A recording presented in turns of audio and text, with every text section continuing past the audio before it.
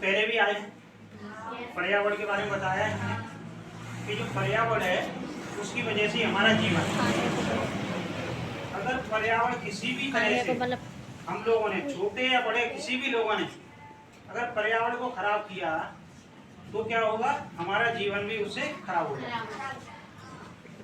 तो इसलिए हमने कहा पर्यावरण बचाओ जीवन बचाओ। और पर्यावरण में क्या चीज होती है, तो देखो जो भी चीज हम अपनी आंखों से देख रहे हैं, प्राकृतिक जो भी चीजें हैं, और कुछ ऐसी चीजें होती हैं जो हमें दिखती नहीं है, उसमें ध्वनि है और प्रकाश है, दो चीजें, वो भी एक पर्यावरण के हिस्से हैं।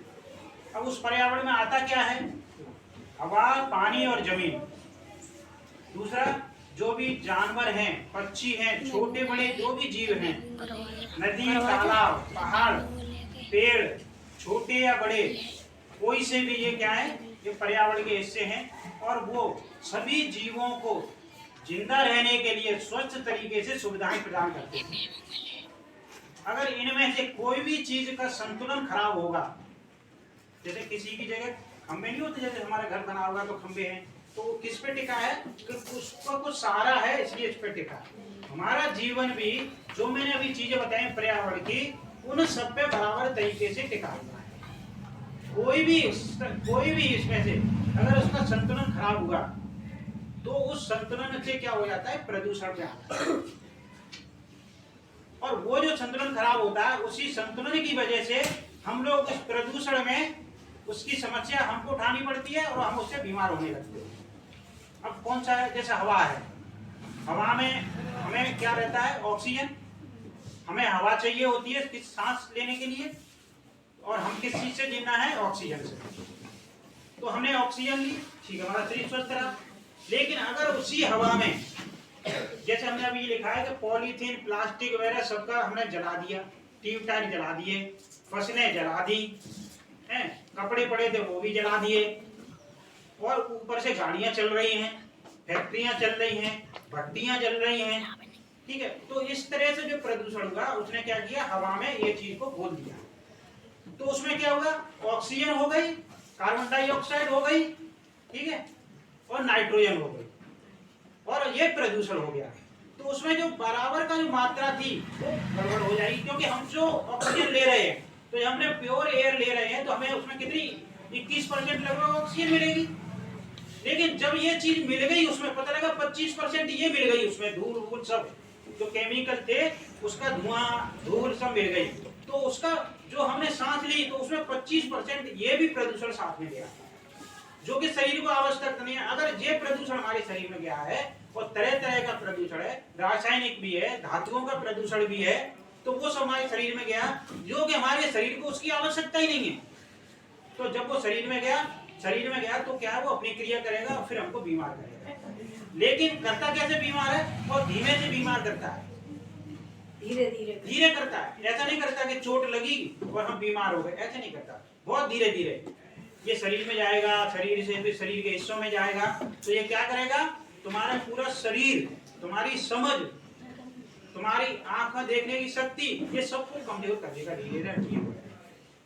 तो तुम्हारी जो पूरी शारीरिक क्षमता है, जो मानसिक क्षमता है, वो कमजोर हो जाएगी। तो हमको क्या करना है, हमको ये सब से जो प्रदूषण है उससे बचने के लिए हमें अपनी तरफ से, चाहे छोटे बच्चे हैं चाहे कोई बड़े लोग हैं, वो अपनी तरफ से उस हिसाब से हमको चलना है, जिससे कि हम एक स्वस्थ, एक तो रहता है जिंदा रहना, एक होता है सुखमय जीवन से जिंदा रहना, दोनों में अंतर है। तुम भी उतना उम्र जियोगे, वो भी उतना उम्र जिएगा, हो सकता है उससे उम्र कम हो जाए, प्रदूषण से कम होती है, ठीक है, लेकिन तुम्हारा जीवन कष्ट में निकलेगा। और किसी जो स्वस्थ जगह पर स्वस्थ सोच से रह रहा है, तो उसका जीवन स्वस्थ एक आनंद के साथ गुजरेगा। और जीवन जीने का अर्थ यही होता है कि आप सुखी तरीके से जी रहे हैं या दुख तरीके से जी रहे हैं, और वो डिपेंड करता है कि पर्यावरण हमारा कैसा है। एक और पर्यावरण होता है सामाजिक पर्यावरण। जो लोग, जो बच्चे रहते हैं, बड़े रहते हैं, छोटे रहते हैं, लगा कि बस्ती में या स्कूल में उधम ही किए रहते हैं, भाषा गलत बोलते हैं, तो एक सामाजिक प्रदूषण होता है, इससे भी अभद्रता आ जाती है और जीवन खराब हो जाता है। तुमने देखा होगा अपने मोहल्लों में, बताइए, इसी में बताइए। तो जब ये चीज है ना, तो हमको संतुलन रखना पड़ेगा।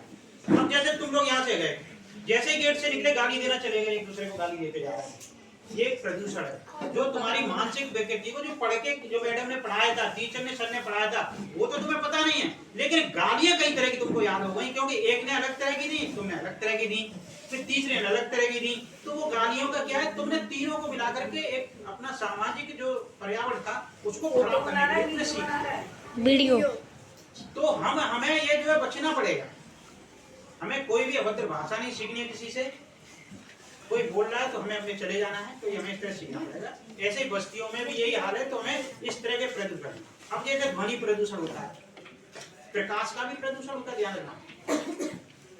अब ये बड़ी क्लास जल्दी मतलब ज्यादा लंबी हो जाएगी, इसलिए ज्यादा नहीं, फिर कभी आएंगे तो बताएंगे इस मामले में। तो हमें इस तरह बच के रहना पड़ेगा। तो अभी मैं यही बता रहा हूँ कि हमको अपने अपने स्तर पे, तुम्हें कॉपी है, पेज को बचाना है, खाली पेज है फेंकना नहीं है, रफ बनाना उसका। पेज हमेशा और कॉपी किताब में पेड़ काट के बनती है, और पेड़ कटेंगे तो जंगल कटेगा, और जंगल कटेगा तो कार्बन डाइऑक्साइड की जो मात्रा बढ़ रही है वो खत्म नहीं होगी और बढ़ जाएगी। तो इससे जो जलवायु परिवर्तन और जो ग्लोबल वार्मिंग हो रही है वो बढ़ जाएगी।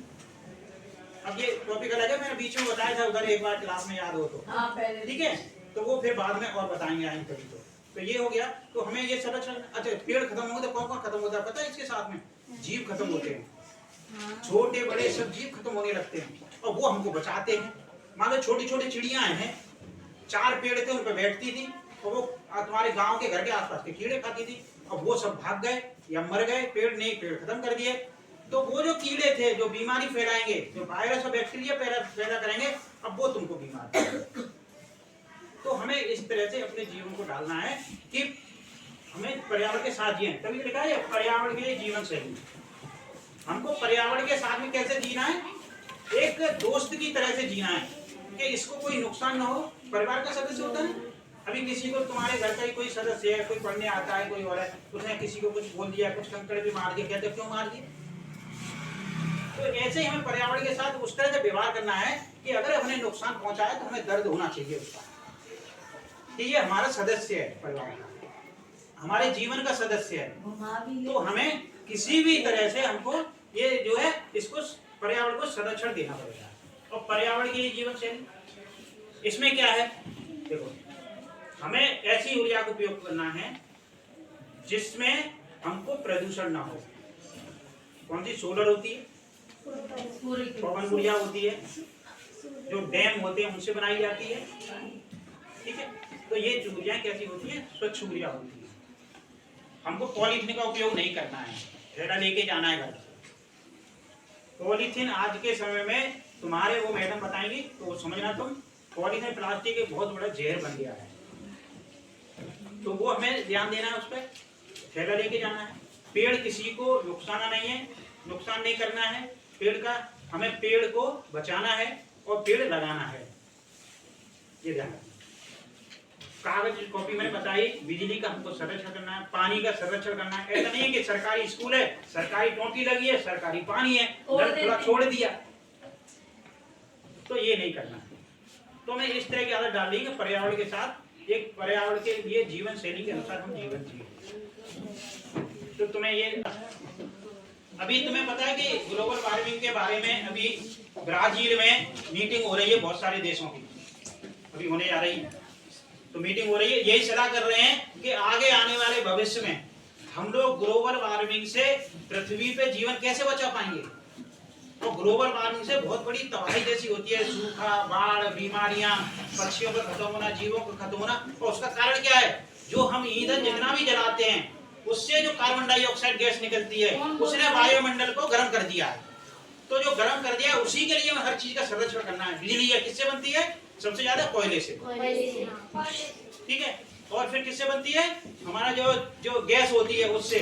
और किससे? आपके हम सोलर प्लेट में बहुत लगा रहे हैं जिससे प्रदूषण ना। तो हमें इस तरह से हमको ऊर्जा का उपयोग करना है। तो उसके लिए अभी मीटिंग हो रही होगी वो ब्राजील में, तो इसी के लिए है पूरा कि हम लोग कैसे बच पाए, ठीक है।